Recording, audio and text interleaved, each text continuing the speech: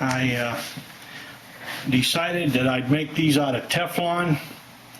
These are Teflon bushings. I made them out of a solid piece of Teflon bar stock, and they're to replace these wore out rubber. They call them a silent block.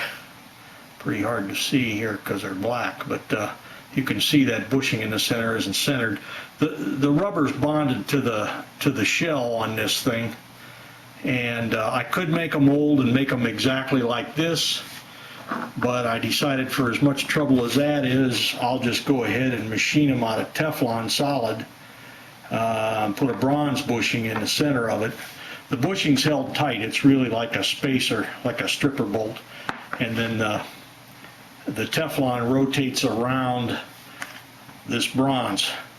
On these rubber ones, everything's bonded to the metal, so the rubber just flexes because it only moves a few degrees one way or the other. So there really isn't any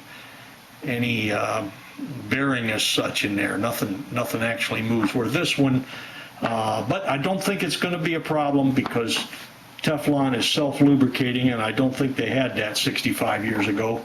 So when this tightens up, this thing will probably last a real long time.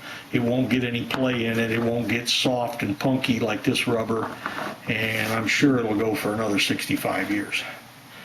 So that's the end of that project. I think it's all set to press in the shocks and stuff, but I can't put them into the swing arm until the swing arm's painted, and then I'll press them in there.